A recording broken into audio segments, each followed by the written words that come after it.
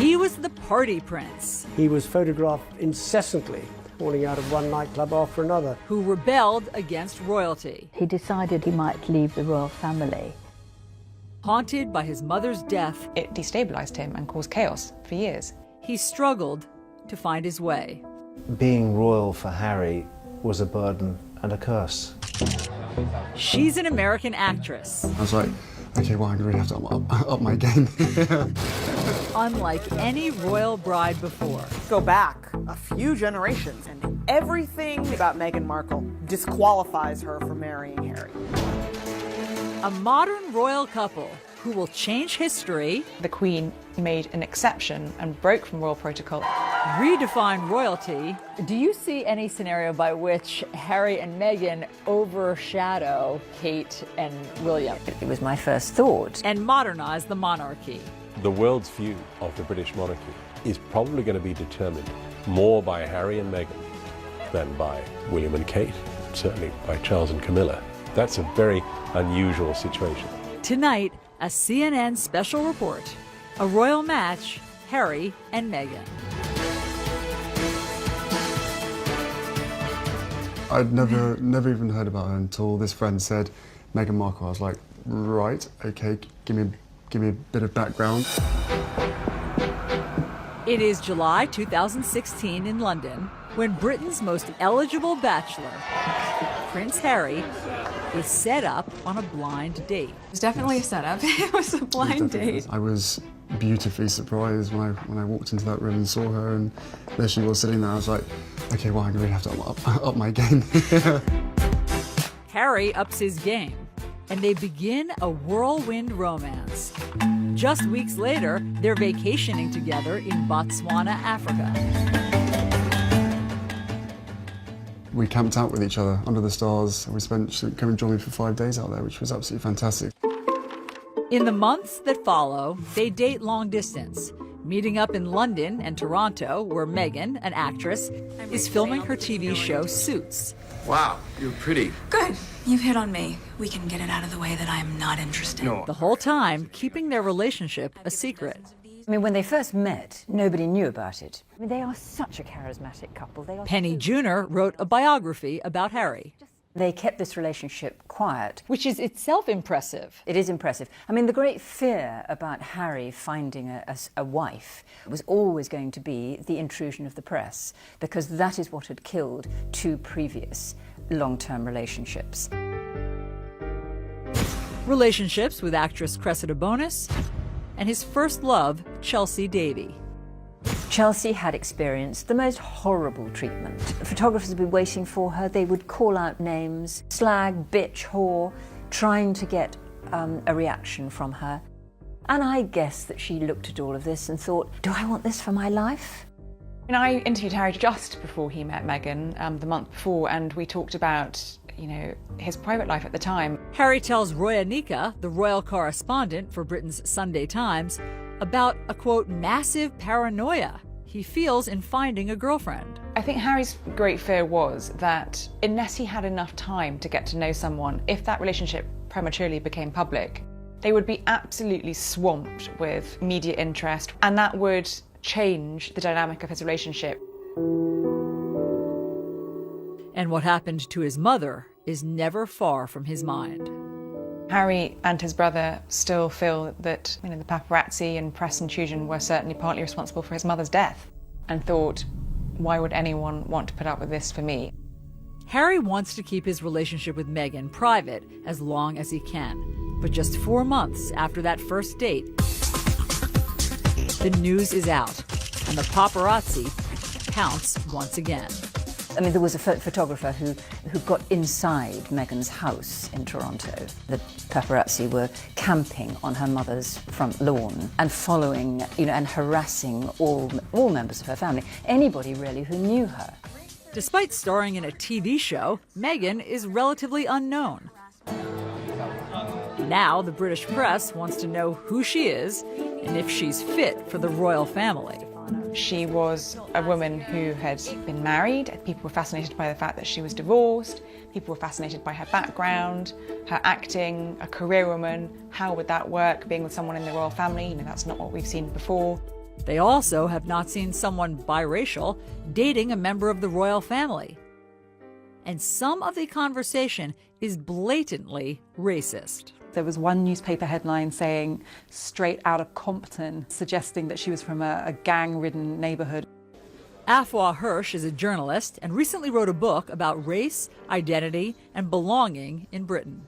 And would Harry be dropping around for tea in gangland, which was very clearly racially loaded. A whole nother issue exploded, which was the number of rather horrific social media racist comments began to flood in from the darkest, vilest corners of the internet. The royal family responds in unprecedented fashion, with Prince Harry's team releasing a statement confronting the, quote, abuse and harassment Meghan is facing. He was the party prince. He was photographed incessantly, falling out of one nightclub after another. Who rebelled against royalty. He decided he might leave the royal family. Haunted by his mother's death, It destabilised him and caused chaos for years. he struggled to find his way. Being royal for Harry was a burden and a curse. She's an American actress. I was like, okay, well, I really have to up my game. Unlike any royal bride before. Go back a few generations, and everything about Meghan Markle disqualifies her from marrying Harry. A modern royal couple who will change history, The Queen made an exception and broke from royal protocol. redefine royalty. Do you see any scenario by which Harry and Meghan overshadow Kate and William? It was my first thought. And modernize the monarchy. The world's view of the British monarchy is probably going to be determined more by Harry and Meghan than by William and Kate, certainly by Charles and Camilla. That's a very unusual situation. Tonight, a CNN special report, a royal match, Harry and Meghan. I'd never even heard about her until this friend said Meghan Markle. I was like, right, okay, give me a bit of background. It is July 2016 in London when Britain's most eligible bachelor, Prince Harry, is set up on a blind date. It was definitely a setup. It was a blind date. I was beautifully surprised when I walked into that room and saw her, and there she was sitting there. I was like, okay, well, I really have to up my game. Harry ups his game, and they begin a whirlwind romance. Just weeks later, they're vacationing together in Botswana, Africa. We camped out with each other under the stars. She came and joined me for 5 days out there, which was absolutely fantastic. In the months that follow, they date long distance, meeting up in London and Toronto, where Meghan, an actress, is filming her TV show Suits. Wow, you're pretty. Good. You've hit on me. We can get it out of the way that I'm not interested. No. The whole time keeping their relationship a secret. I mean, when they first met, nobody knew about it. I mean, they are such a charismatic couple. They are Penny Junor wrote a biography about Harry. They kept this relationship quiet. Which is itself impressive. It is impressive. I mean, the great fear about Harry finding a wife was always going to be the intrusion of the press, because that is what had killed 2 previous long-term relationships. Relationships with actress Cressida Bonis and his first love, Chelsea Davy. Chelsea had experienced the most horrible treatment. Photographers would be waiting for her. They would call out names, slag, bitch, whore, trying to get a reaction from her. And I guess that she looked at all of this and thought, do I want this for my life? And I interviewed Harry just before he met Meghan, the month before, and we talked about, his private life at the time. Harry tells Roya Nika, the royal correspondent for Britain's Sunday Times, about a, quote, massive paranoia he feels in finding a girlfriend. I think Harry's great fear was that unless he had enough time to get to know someone, if that relationship prematurely became public, they would be absolutely swamped with media interest, and that would change the dynamic of his relationship. And what happened to his mother is never far from his mind. Harry and his brother still feel that the paparazzi and press intrusion were certainly partly responsible for his mother's death, and thought, why would anyone want to put up with this for me? Harry wants to keep his relationship with Meghan private as long as he can. But just 4 months after that first date, the news is out, and the paparazzi pounce once again. I mean, there was a photographer who got inside Meghan's house in Toronto. The paparazzi were camping on her mother's front lawn and following, and harassing all members of her family, anybody really who knew her. Despite starring in a TV show, Meghan is relatively unknown. Now the British press wants to know who she is and if she's fit for the royal family. She was a woman who had been married. People were fascinated by the fact that she was divorced. People were fascinated by her background, her acting, a career woman. How would that work, being with someone in the royal family? That's not what we've seen before. They also have not seen someone biracial dating a member of the royal family. And some of the conversation is blatantly racist. There was one newspaper headline saying, "Straight out of Compton," suggesting that she was from a gang-ridden neighborhood. Afua Hirsch is a journalist and recently wrote a book about race, identity, and belonging in Britain. And would Harry be dropping around for tea in gangland, which was very clearly racially loaded. A whole nother issue exploded, which was the number of rather horrific social media racist comments began to flood in from the darkest, vilest corners of the internet. The royal family responds in unprecedented fashion, with Prince Harry's team releasing a statement confronting the, quote, abuse and harassment Meghan is facing. Very unusual for a statement to come out. No one understands this better than Dickie Arbiter. He was press secretary at the palace for 12 years. He made the point, this is not a game. It's not a game, it's people's lives. And he was very angry, and it was a sort of back-off reminder to what they did to his mother. Why is it that you think that Meghan's upbringing, her race, why did that garner so much attention? In the past, members of the royal family, princes, would have married princesses. And when Harry's father, Prince Charles, was looking for a wife, it was also a requirement that a wife should be a virgin and a member of the Church of England. You just go back a few generations in the royal family, and everything that you can say about Meghan Markle disqualifies her from marrying Harry. Kate Coyne is the executive editor of People magazine. This is precisely why you had Edward abdicating his throne so that he could marry an American divorcee. Elizabeth's sister Margaret was in love with a divorced man and was not allowed to marry him. Wasn't Charles and Diana's wedding and marriage a wake-up call in some ways for the monarchy, that you can try to have somebody perfect, but it has to be chemistry and you have to let the person have the freedom to marry who they want? No, well, I think it was a lesson that they've learned. Harry is desperate for history not to repeat itself, and he's anxious to protect Meghan. Harry's statement was the most romantic thing a member of the royal family has ever done. And I think Engagement Watch was on from that moment. It was, let's wait for the ring. The ring comes in November 2017. Prince Harry has announced his wedding engagement to American actress Meghan Markle. And the royal family welcomes Meghan with open arms. The Queen made an exception and broke from royal protocol and invited Meghan to spend Christmas with the royal family and the Queen at Sandringham. That was the first time a royal fiancé has ever done that before actually marrying into the royal family. A powerful sign the monarchy and the Queen are modernizing and changing. The royal family now is trying to at least be much more reflective of society, and the Queen, first and foremost, wants her grandson to be happy. And that happiness is something Harry has been searching for most of his life.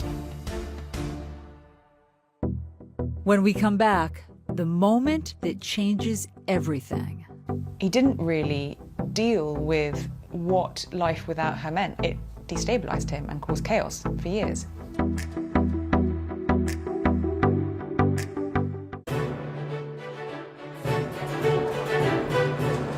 September 15th, 1984. Prince Henry Charles Albert David is born. Harry came into the world very different to his brother. who was heralded as the next in line to the throne of England. But Harry was the spare. Paul Burrell was Princess Diana's butler. So all through Harry's formative years, he always knew that he was second. He was always referred to as the spare, just always second best. And I think that had a profound effect on Harry. His childhood is also impacted by his parents' marital troubles. Harry grew up in a very tricky household. The prince and princess were never happy together, in a marriage that had failed before it even began. And I remember the times when Diana was shut away and quiet or crying, and the boys would write little messages, "Please don't cry, Mummy," and they would put it under the door. When Charles and Diana divorce, it hits Harry hard. Then, 1 year later, his mother is killed. Harry is just 12 years old. This incredibly loving figure who had given him so much warmth and comfort in what was a very difficult childhood and extraordinary upbringing was suddenly gone. I remember Harry coming back to Kensington Palace shortly after the funeral, and he ran down the corridor and flung himself into my arms and cried. And his tears wet my shirt through. He was devastated. Got the phone and... Harry later admits to ITV he has deep regrets about his final phone call with his mother. I can't really necessarily remember what I said, but all I do remember is probably, regretting for the rest of my life how short the phone call was. And if I'd known that that was the last time I was going to speak to my mother, the things I would have said to her. Looking back on it now, it's incredibly hard. I have to sort of deal with that for the rest of my life. Guilt and grief he never expresses at the time. I think it was a classic case of don't let yourself think about your mum and the grief and the hurt that comes with it, because it's never going to bring her back, and it's only going to make you more sad. People deal with grief in different ways, and my way of dealing with it was by just basically shutting it out, locking it out. Prince Harry arrives here at Eton, the prestigious boys' boarding school, the year after his mother's death. And though he moves into the same house as his older brother William, Harry reportedly struggles academically and is miserable. Diana always said that she never wanted Harry to go to Eton because he would be compared to his brother's success. And she thought this would be the undoing of Harry's confidence. Prince Harry said that he decided that he was going to be a bad boy. Journalist Angela Levin interviewed Harry last year at Kensington Palace. So that the reason he didn't do well there was partly his fault, it was deliberate. In 2002, headlines emerge of Harry's drinking and marijuana use. For the first time, Harry is facing the public pressure that comes with his famous family. Did it seem to Brits that it was more than just typical teenage antics? Teenagers do drink too much. They do behave badly, it's all part of the growing up process. But I personally was worried that there was something deeper. There was a touch of self-medication going on. After graduating from Eton, Harry escapes to Africa during his gap year for humanitarian work. It was an escape from this heavy-duty world of royalty, always being watched, always being photographed. He could be very ordinary. He spends 2 months in Lesotho with children in need and others whose parents died from AIDS. He could see that there were holes there in their lives. And I think absolutely he saw in them something that he felt was missing in his life: care, love and attention, the loss of his mother. Harry not only falls in love with the children and the country, he begins a serious romance with a wealthy girl from southern Africa, Chelsea Davy. She's very free-spirited, not someone who felt bound by royal protocol or tradition, and also shared his love of Africa, and the two of them travelled extensively throughout Africa together. Chelsea remains a constant in Harry's life for years to come. She also came into his life at a time when he was missing that female figure to support him, and I think Chelsea did that and understood him, and she could understand that he'd been through a very difficult time and was still going through a very hard time. A very hard time that Harry struggles to overcome. When we come back, Prince Harry got so low that he decided at one point that he might leave the royal family. And then Meghan Markle's struggle with her biracial identity. She has heard the names her mother has been called, and she's well aware that that is happening for one reason only, and it's the color of her mom's skin.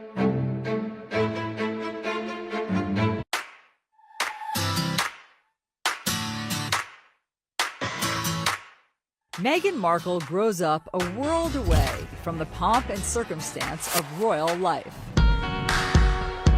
You hear that someone grew up in Los Angeles and you think about swimming pools and palm trees and Beverly Hills, and Meghan Markle's childhood in LA was not that. Born in 1981, she is the only child of Doria Ragland and Thomas Markle. Meghan's father was a lighting director for a number of shows in the Los Angeles area, most notably Married with Children. He eventually became the director of photography, and that was the sort of behind-the-scenes, less glamorous side of Hollywood. Meghan recounts spending time on the set with her father on The Late Late Show with Craig Ferguson. I grew up on the set of Married with Children every day after school for 10 years. I was there. Wow. I know. It's a very perverse place for a little girl who went to Catholic school, no less, to grow up. Meghan certainly had every reason to be dazzled by TV, film, the whole on-camera experience from a very young age because she grew up around it. We all knew she wanted to be an actress. Christine Knudsen is Meghan's former teacher. She was in the musicals, she was in the plays. She would sparkle when she got on stage, and I think it was just kind of in her blood. She loved it. Despite two loving parents, Meghan struggles with her biracial identity. I think she was kind of grappling a little bit with the sense of her identity and trying to understand who she was. Josh Duboff is a senior writer for Vanity Fair who has covered Meghan. Her father was white, her mother was black. She said when she would fill out forms, there wasn't always a bubble that fit her to fill in. She didn't want to circle the one that was implying that her mother, was more important than her father or vice versa. Meghan's parents go out of their way to make sure she does not feel different, but special.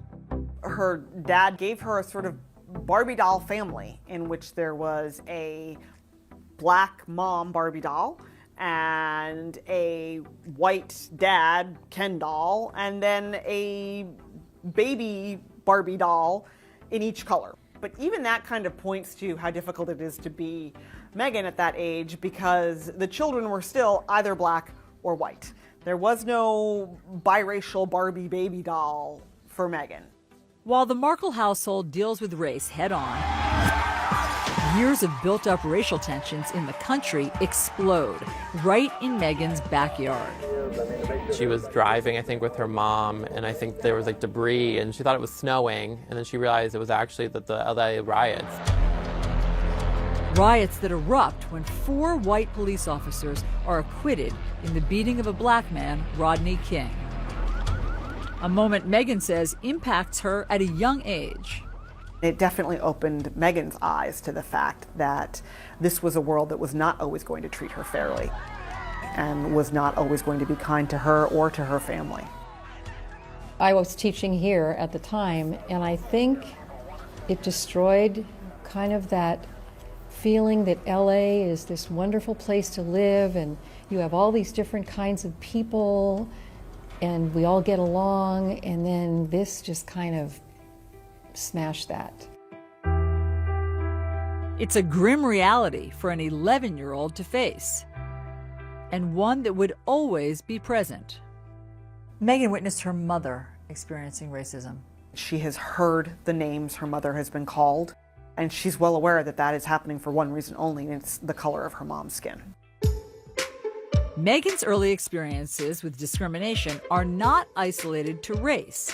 While watching TV advertisements for a class project, one commercial stands out to her. Women are fighting greasy pots and pans. In the ad, they implied that the product was just for women who were going to be at home doing the cleaning. 11-year-old Meghan tells Nick News what she thinks. I don't think it's right for kids to grow up thinking these things, that just mom does everything. She was irate because she thought, you know, my dad does dishes. It's not just women who do dishes. Why would it be women across America? And she wrote a letter. So I was wondering if you would be able to change your commercial to people all over America. And wouldn't you know it, it worked. The gloves are coming off. People are fighting greasy pots and pans with ivory clear. It had to have been such wonderful reinforcement for her at such a young age that she could make a difference, that she could take a stand and have her voice heard and not be dismissed. When we come back, Prince Harry and the burden of royalty. She really did love him, but being with Harry and the huge circus that came with it was overwhelming for her. She didn't want to be a princess. I don't think any sane person wants to be a princess.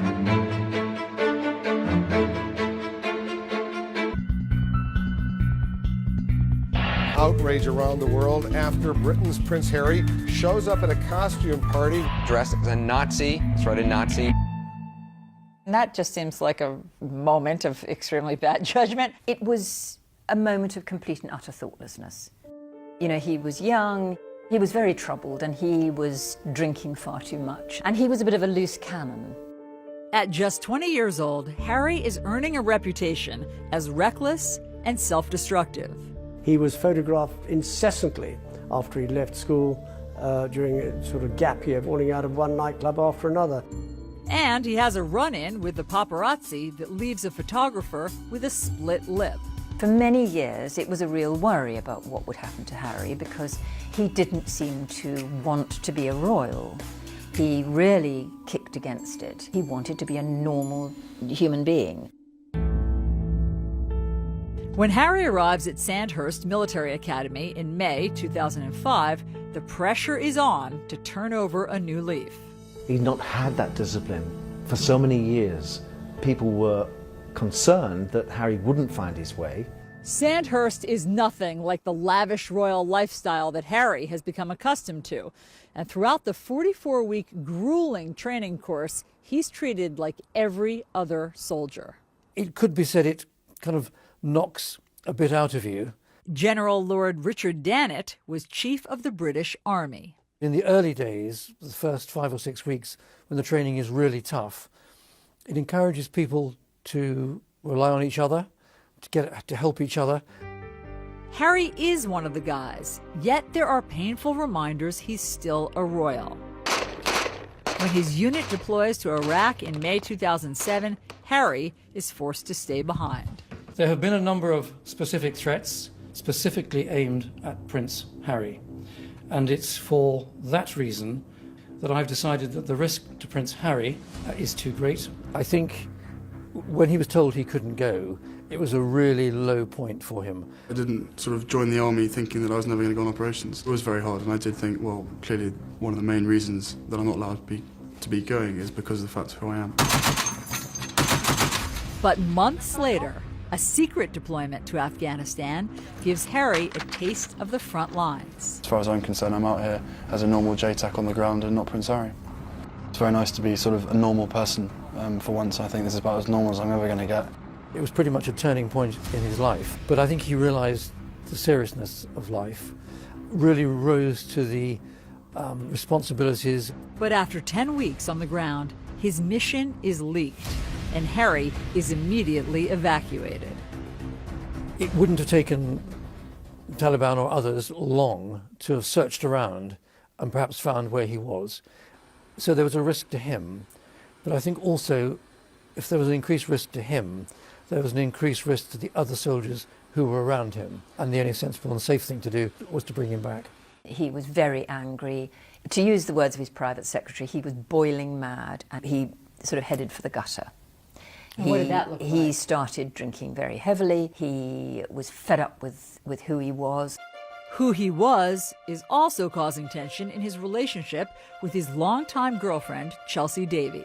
She really wasn't that fussed at all by the trappings that came with Prince Harry. In April of 2011, Harry brings Chelsea here to Westminster Abbey for the wedding of his brother, Prince William, and Kate Middleton. There are 1 million people lining these streets, and millions more watching on TV around the world. It's an intense spotlight that Chelsea struggles to cope with.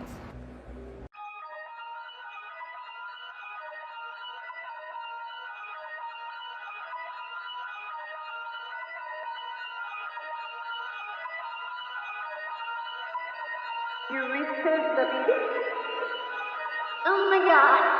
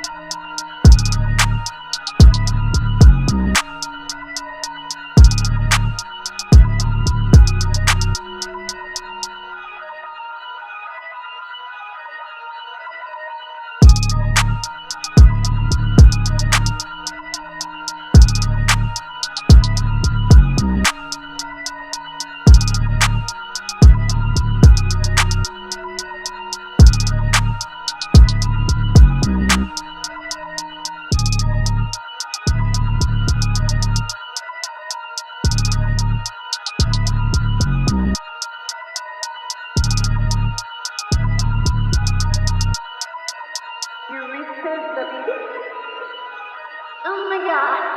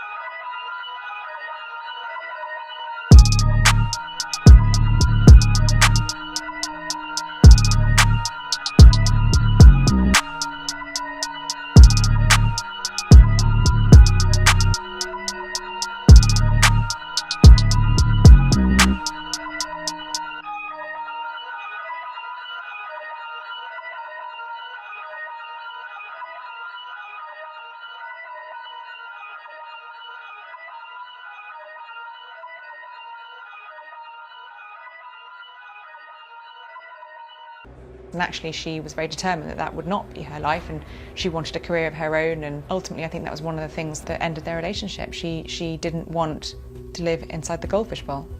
Harry does not either, and he is determined to return to the battlefield. When he came to see me, he sort of sat rather slumped in a chair and said, "The trouble is, I can't be like a normal young man." But that time in Afghanistan had given him 10 weeks to be a normal young man, and he desperately wanted to replicate that again.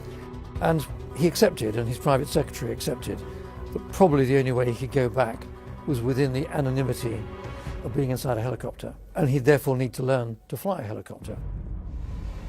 After 2 years of training, Harry not only becomes an Apache pilot, he is the top gun on his weapons course. He got it on his own. It wasn't because he was a prince. He actually had to fight really hard for it. He was one of the very top Apache attack helicopter pilots. Harry returns to Afghanistan in September 2012. He did exceptionally well. Brigadier Neil Sexton was Harry's commander on the ground.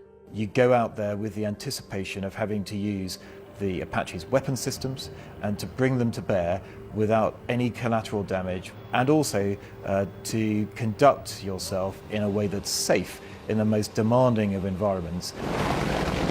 I actually believe that his success on those Apache aircraft was the making of Harry. I think Harry, who had spent all his life being second best to his brother, being the spare, suddenly found something that he could do, and could do better than anybody else. And that gave him confidence that he had never ever had before. And it changed him, I think. When Harry leaves the army after 10 years of service, his future is uncertain. I don't think there are any career options for a royal prince. It's easy for William. He's heading towards the throne. I think being royal for Harry was a burden and a curse because he was only the spare. What was his job? What was his way forward? As Harry finds his way, another romance is on the rocks. This time with his girlfriend of 2 years, Cressida Bonus.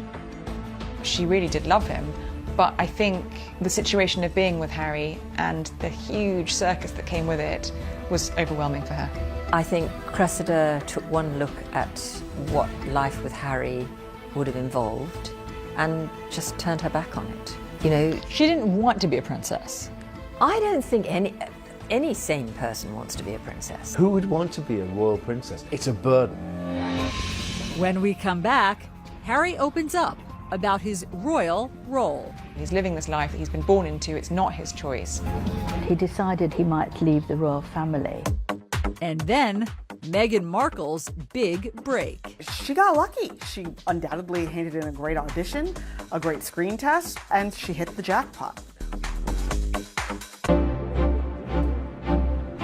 After graduating from Northwestern University, Meghan Markle moves home to Los Angeles. She's eager to chase her acting dreams, but the industry is tough. That is an industry that is built on judging you and tearing you down and rejecting you and making you second guess your weight and your skin and your hair and your talent and your poise. It's brutal. It's brutal. Harvey Young was Meghan's acting professor in college. When you leave college, it's a pretty bleak world of just laying bare your soul as part of audition before a casting agent, and then more often than not being told no. For Meghan, her identity struggle is magnified in Hollywood. What has she said about how her race impacted her getting jobs? Casting agents weren't always sure what to make of her. Is she going out for a Latina role? Is she somehow maybe Italian or even Middle Eastern? Or is she African American? Is she Caucasian? She undoubtedly felt like at times casting agents just threw up their hands and went, oh, never mind. Passed over for big roles, Meghan does get some small parts. Thank you. So what's going on here? What do you mean? What I mean is like you're way too cute to be just a FedEx girl. Maybe she'd have one scene or be there for one moment. I think she was on a bunch of TV shows, Fringe, Beverly Hills 90210. She was famously a deal or no deal girl. She had her little moment opening one of the briefcases.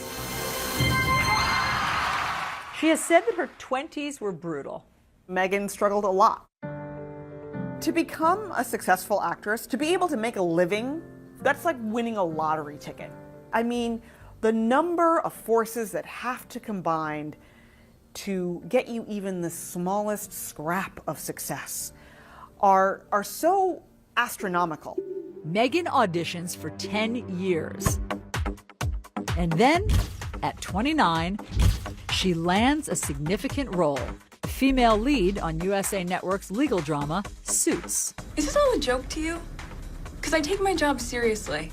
She got lucky. She undoubtedly handed in a great audition, a great screen test. She had excellent chemistry with her co-stars, and she hit the jackpot. Suits is an instant hit. Suits radically changed Meghan's life. First and foremost, she was now making more money than she had ever made before, ever. As the show achieves success, Meghan makes big changes in her life, including ending her 2-year marriage to Hollywood producer Trevor Engelson. When they met, she was still largely an aspiring actress. He was an aspiring producer. They were essentially at the same place in their careers. And then Suits really took off, and they weren't going in the same direction anymore. She was filming in Toronto, he was in Los Angeles. There were thousands and thousands of miles between them. Determined to use her position for good, Meghan spends her free time advocating for women. During a panel discussion, Meghan recounts how the success of the show emboldened her to stand up for herself. Every script seemed to begin with, Rachel enters wearing a towel. And I said, nope, not doing it. At a certain point, you feel empowered enough to just say no. She wanted to encourage other women to feel like they could speak up in the same way. And Meghan uses her fame to fight for women's equality across the world.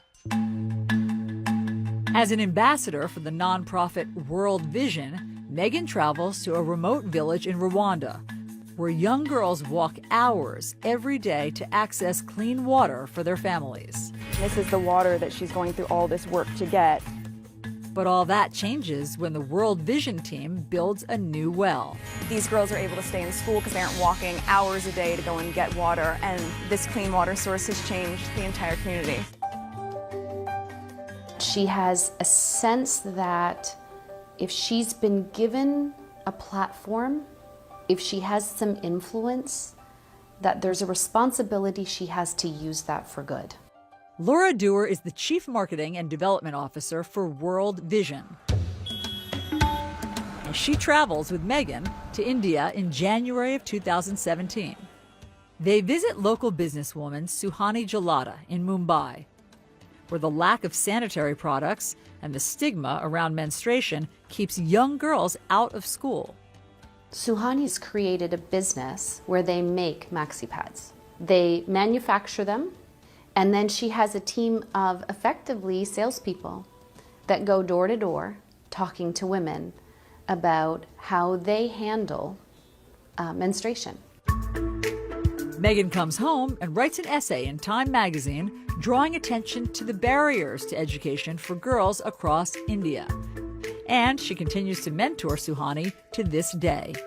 She's really more than happy to, have a call and just talk about the issues that we might be experiencing or any help that we need from her, whether it's in terms of fundraising, in terms of marketing, or any kind of support like that. This is not a celebrity who floats in, who needs a platform issue to associate with their quote-unquote brand. This is a woman who's had a desire to help in some way for a very long time, promote the faces and stories of women, and to begin to elevate them. When we come back, Harry and Meghan and the future of the monarchy. Do you see any scenario by which Harry and Meghan overshadow Kate and William? Oh, yes, I do. It was my first thought. This could be a problem.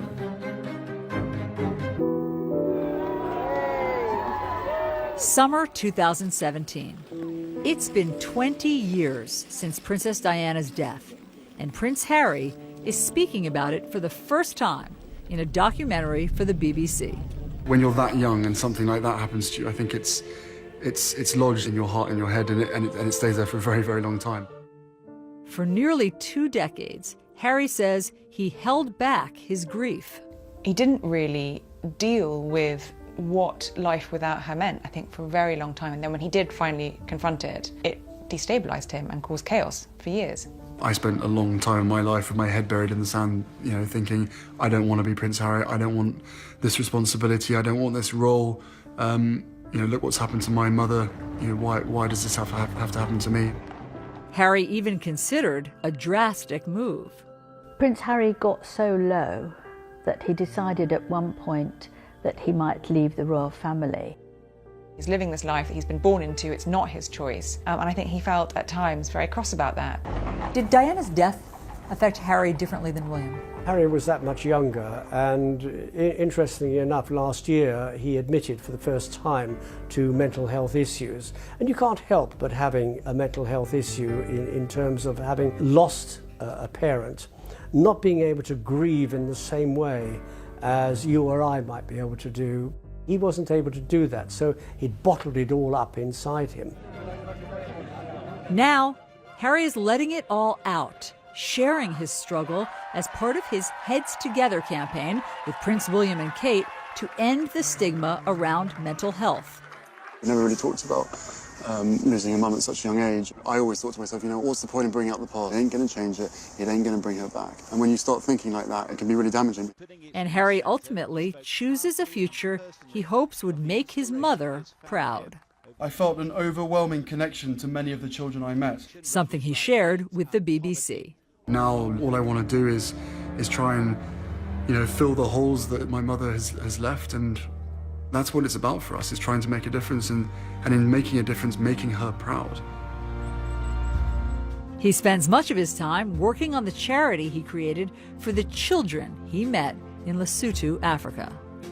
You look at Harry's work with HIV and AIDS, that was something that his mother, as Harry said, you know, smashed through the stigma of that when she was alive.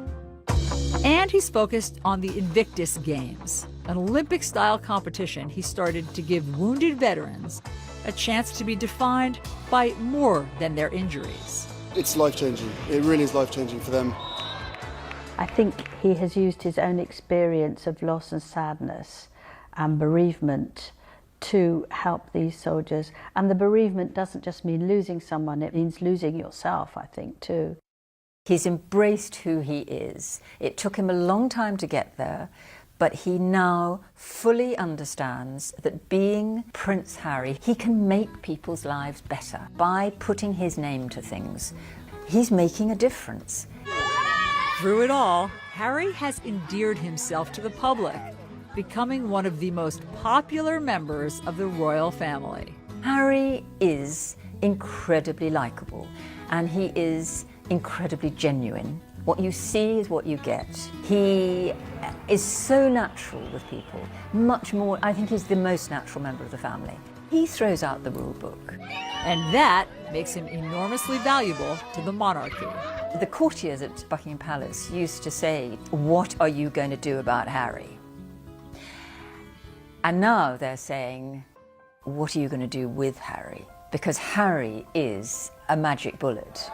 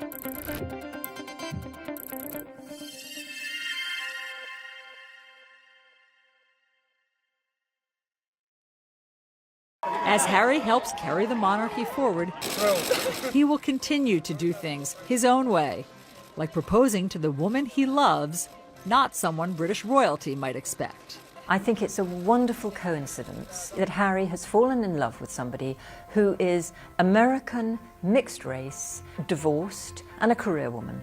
She is very representative of our society today, and I think that makes the monarchy much more user-friendly. And in Meghan, Harry has found someone who can cope with the role and is not afraid of the spotlight. Meghan was utterly enchanting when she appeared for the first time in Nottingham. She behaved as though she'd been doing it all her life. On Saturday, May 19th, Harry and Meghan will get married here on the grounds of Windsor Castle in St. George's Chapel. It will be a very traditional wedding for this very modern royal couple. Meghan and Harry love story is a terrific story. It has unlimited fairy tale appeal. I heard you were amazing in Chicago. She does what she feels comes naturally. And Harry is the most relaxed member of the royal family. Do you see any scenario by which Harry and Meghan overshadow Kate and Oh, William? yes, I do. I do. I mean, this is immediately was my first thought. You know, this could be a problem because Harry and Meghan are a very compelling couple. They're very charismatic and very relaxed and easy. The cameras will follow them. William and Kate there's a much more rigidity to them, as possibly there has to be because he is going to be king. To some who have known the family well, Harry and Meghan will play a critical role in the monarchy's future. The world's view of the British monarchy is probably going to be determined more by Harry and Meghan than by William and Kate, certainly by Charles and Camilla. That's a very unusual situation. The royal family need Harry to bridge the gap between the people and the monarchy, because without that connection, the royal family wouldn't survive. As he has his whole life, Prince Harry will likely continue to be a star in the royal show. With his irresistible appeal, down-to-earth charm, and, like his mother, a natural ability to connect. With Meghan by his side, this modern royal couple are on course to redefine Britain's most famous family and change the monarchy forever.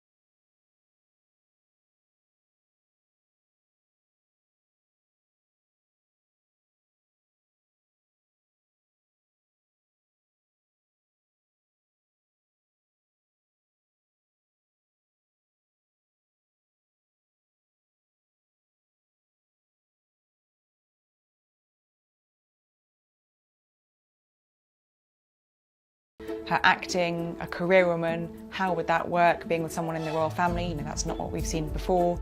They also have not seen someone biracial dating a member of the royal family. And some of the conversation is blatantly racist. There was one newspaper headline saying straight out of Compton, suggesting that she was from a gang-ridden neighborhood. Afua Hirsch is a journalist and recently wrote a book about race, identity, and belonging in Britain. And would Harry be dropping around for tea in gangland, which was very clearly racially loaded. A whole nother issue exploded, which was the number of rather horrific social media racist comments began to flood in from the darkest, vilest corners of the internet. The royal family responds in unprecedented fashion, with Prince Harry's team releasing a statement confronting the, quote, abuse and harassment Meghan is facing.